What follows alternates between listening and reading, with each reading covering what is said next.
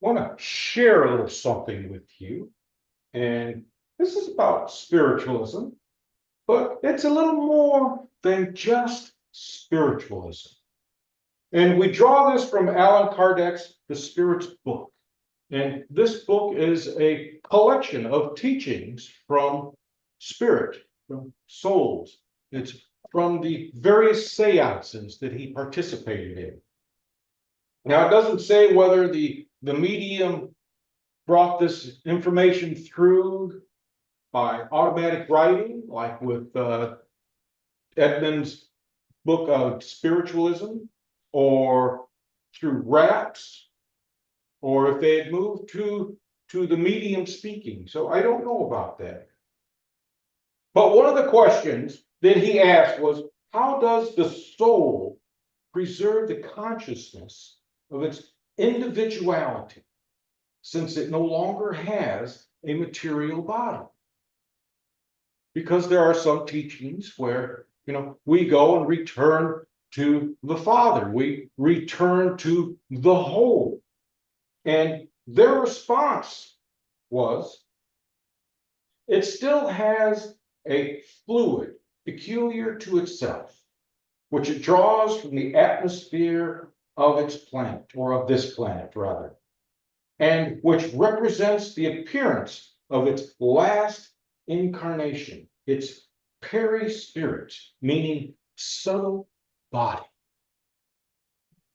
And I thought this was interesting because I connected this with something I read a few months back from Neil Theis's presentation.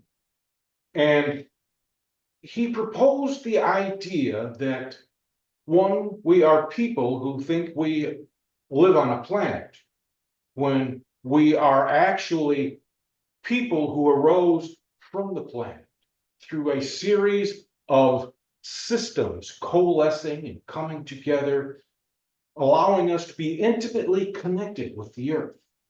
And then I read here that we are still intimately connected with the earth, because that vital fluid, or some might call it chi, is still with us. And I thought that was interesting. Does anybody have any thoughts they might like to share?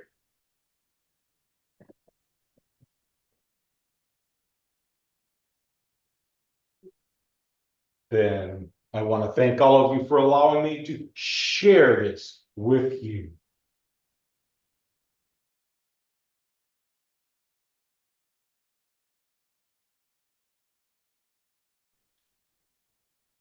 And as we, well, I shouldn't say as we, but yes, as we prepare ourselves for our seance, our teaching, are there any questions?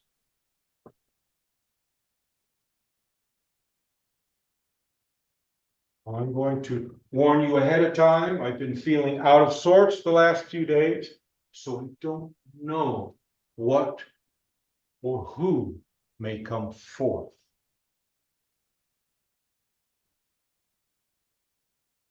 But I am beginning to feel that sensation. And oddly enough, it's beginning in a different place.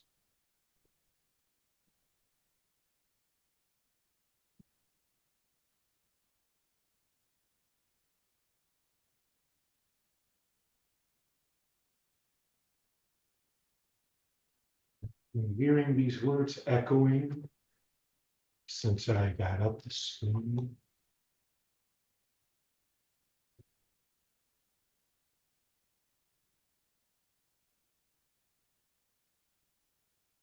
This one, wish for something practical. But what is practical? It is the responsibility of the teacher to teach. And it is the student's responsibility to take that which has been given and to apply it, to find a way to use it. All that we teach is of a practical nature, but it is for you to use it, to place it.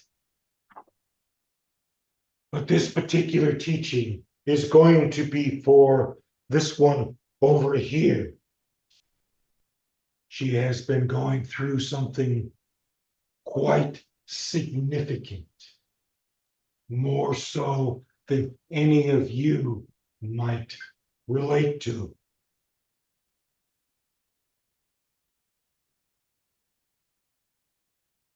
Before I go into this, I want to share a little something with you. When we are within this body, with this person, there is an exchange that takes place. We are communing with each other as well as I am communing with you through this body. We speak to each other in a manner of saying. Part of it is because I do not know your language. And I need some references. And this one provides it. And before you ask why I say this one, it is his preference for that. But this teaching, this particular teaching, is for his close friend here. When this one went through a traumatic experience, what happens is that we lose sight of ourselves. We can no longer see ourselves anywhere in this universe.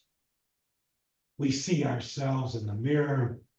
We see our hands in front of ourselves, but we don't see ourselves. We don't perceive ourselves.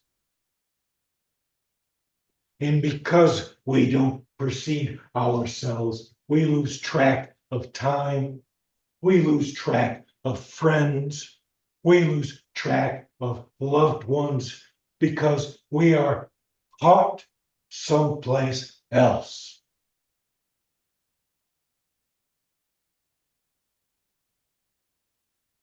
We are stuck. If you cannot see yourself tomorrow, you are stuck.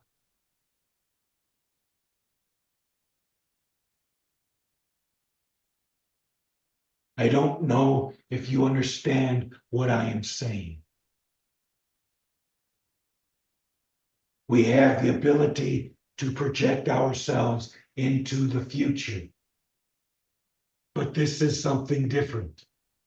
This is being able to see yourself in tomorrow. And if you cannot see yourself in tomorrow, you begin to question yourself. You begin to ask, where am I? Who am I? What am I?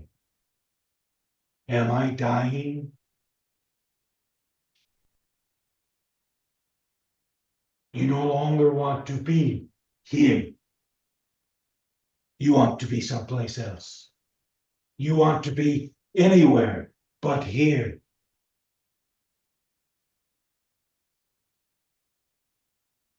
It's not that you want to commit suicide or anything, because when you reach this state, you don't have to. You just slowly begin to decay. And so you must search for yourself in tomorrow. Because when you know, or when you see yourself into tomorrow, you are the light at the end of your dark tunnel. We don't always need a traumatic event for this to happen. Sometimes it's the little things that accumulate. We see everything We expect everything in a grand expression. And because we expect that, we pay no heed to the small ones. And it's the small ones that do the most damage to yourself.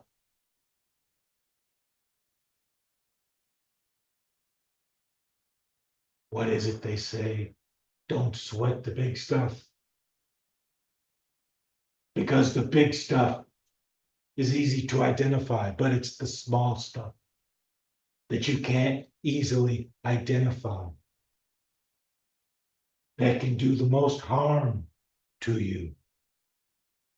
It is these things that create anxiety within us. It is these small things, these accumulating little bitty things that cause us to experience what they call depression.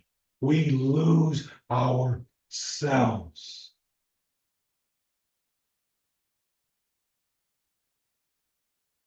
And the only way to find yourself is to begin once more to participate in your life. The only way to participate is to engage, to commune with your friends, to commune with strangers.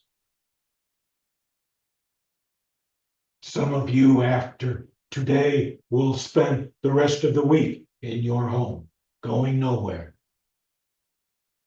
And today's excuse is, I cannot afford to go anywhere. But you can afford to go for a walk. You can afford to go to the park. You can afford to, what's the term? People watch, which is very strange.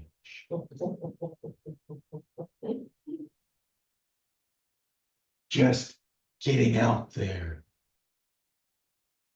allows the various energies to once again permeate you. You have become stale and stagnant within yourself. What do you do when your house is stale? You air it out. You air it out. You fling the windows open. You fling the doors open. You air it out. Sometimes you need to air yourself out. Do you know why? You are the temple. You are the house. You are the home. What was it a previous teacher said? You are a bushel. No, I got that wrong. Never mind. We're the light under the bushel. You are the light under the bushel. Yes. And what happens when the light is under the bushel? It smothers. You want growth? Get out there and grow. This one sits in a house too damn much. Many of you do the same. You come here, you share. You are uplifted, not by his words. You are uplifted by everybody that is here. Your emotions are uplifting. You want to feel better? Get outside. Go someplace where people are at. You don't have to talk to them. You just have to sit with them. Be at peace with them. And you will begin to air that out. It's not just the light inside that you have to be concerned about. It is the light outside that you should also be concerned about. Do you know why some married couples get along so well? And why others are just ships passing in the night? It is because they share each other's light.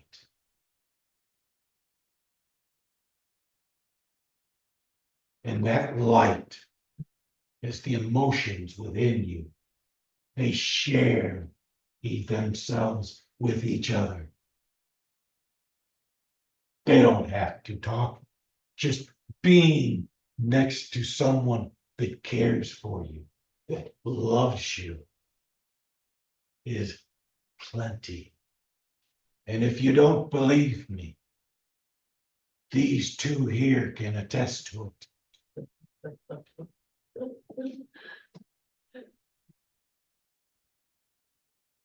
This one over here can attest to it.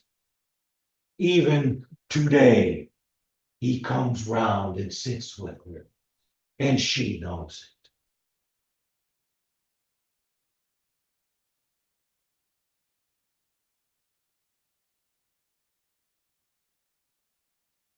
Music. I didn't bump anything, did I? No. I get it.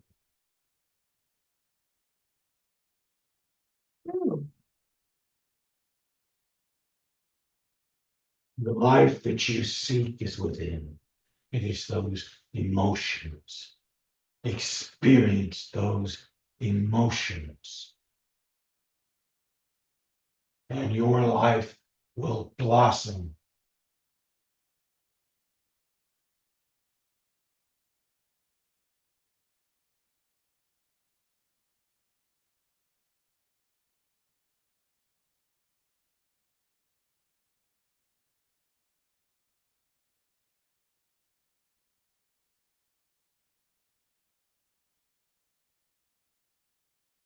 Apologize, he bumped something.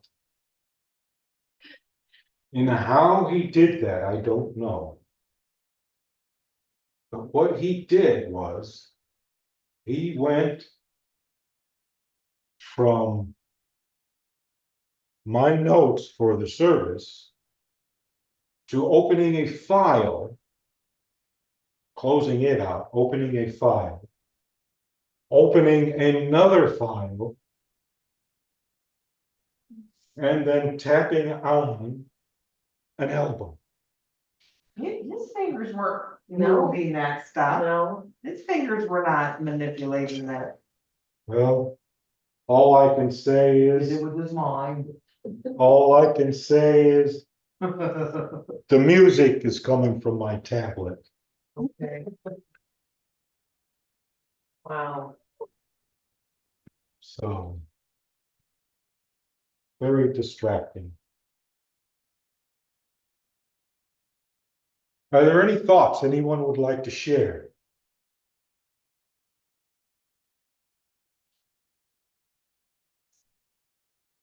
Made so much sense, the beginning of this.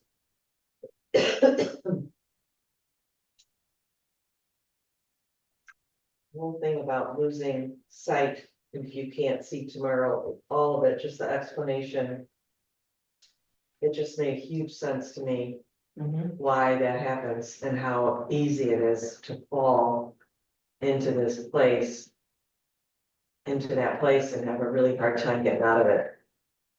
And unless you have people around you, support, I think that's part of it, but being able to look to tomorrow, you can't see tomorrow. According to what I understood of this, if you're in such a place where you're just so down or whatever you want to call it, or you're just so you can't see tomorrow, then what's the use of getting up the next day? What's the use of any of it? It made total sense to me. But a basic Buddhist tenet is to live in the present. Pardon? A basic Buddhist tenet is to live in the present, Yes, not to. Present. I don't think they mean live in the future. I think when they say see tomorrow, you don't feel like.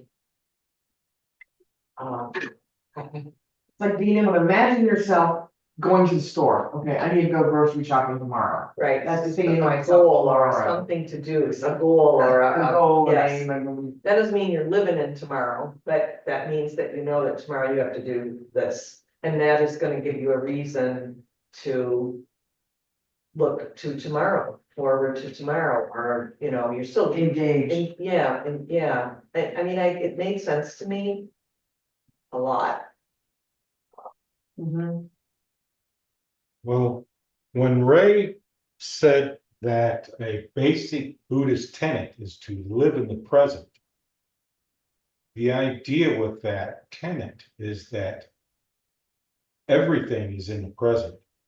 If you can see yourself in tomorrow, then tomorrow is now. Tomorrow is the present. I see what you're saying. Yeah, If you okay. see yourself in the past, then the past has become the present. Am I correct in that?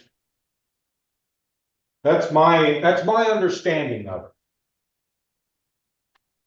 Because the present can become blinders.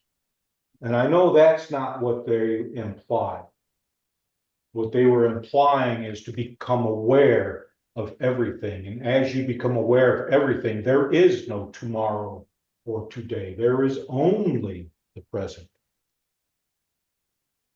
So.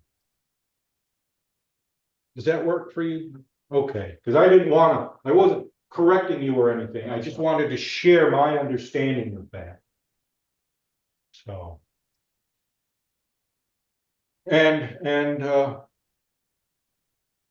Well, Sandy's in front of me. So what are your thoughts, Sandy? I know this was short, but, But full, but very full, very full. I think I could relate to a lot of it.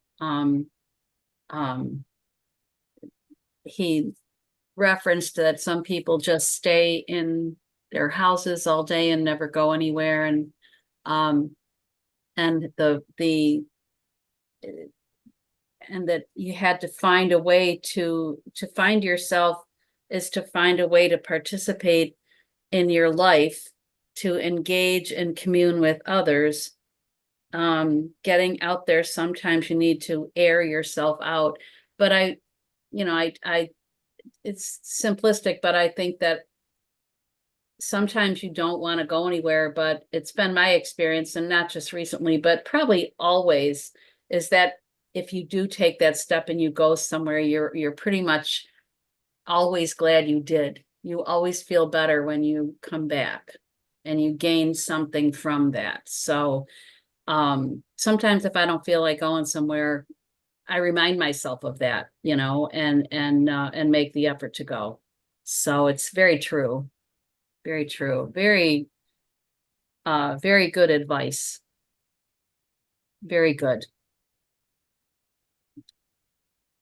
yeah, sometimes Mhm.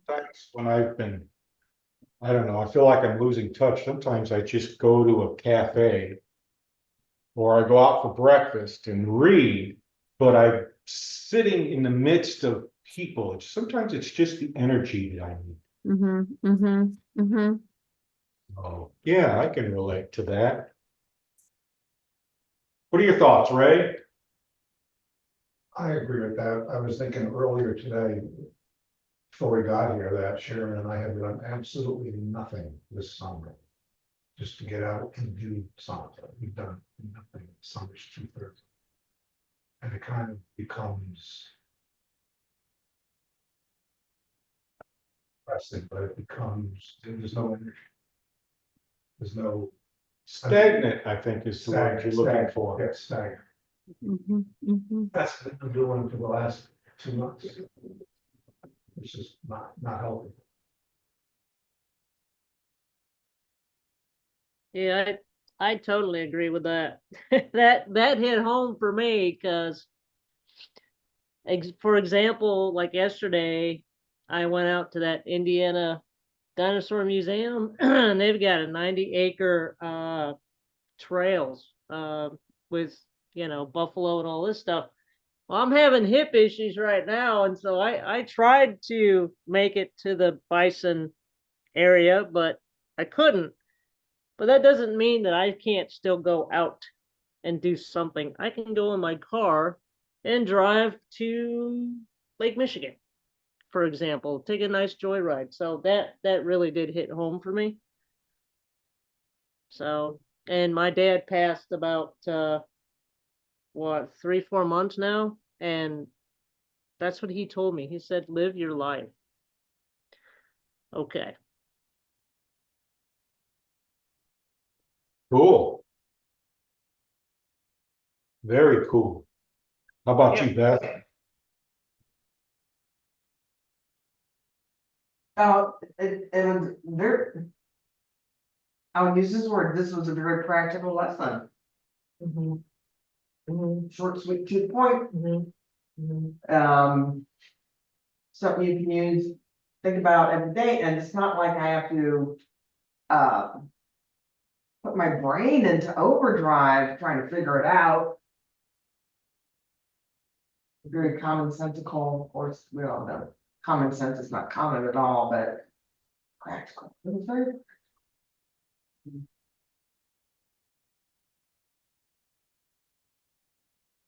I liked it. Good. It's like, who is this guy? He's a very deep, raspy voice. Yeah. Kind of, like you wanna go. Need a glass of water? Yes. Well, oddly enough, my throat doesn't feel scratchy or anything, so that's good. Does anybody have any other thoughts they would like to share? Say that was, what Maria, what you said was really interesting, because earlier this week I was I was meditating. And all I asked for was, I said, just come be with me. I didn't ask for anything else. I wasn't focusing on anything else, and I just felt this safety and love. And then, of course, it made me think, oh, that's what Philip means by nurturance. That's Mhm. what that entity gave me, or the group, who knows, Mhm. fine, it's like, oh, I'd rather feel this human stuff. Yeah, yeah, yeah, I have a good Yeah. going. peace comes over you, Mhm. there's nothing better than that. Feel that, or even if it's just a little bit.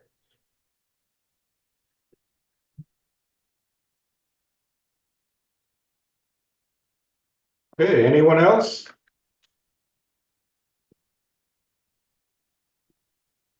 All right, then. Well, if you want to stand up and stretch for a moment, go right ahead.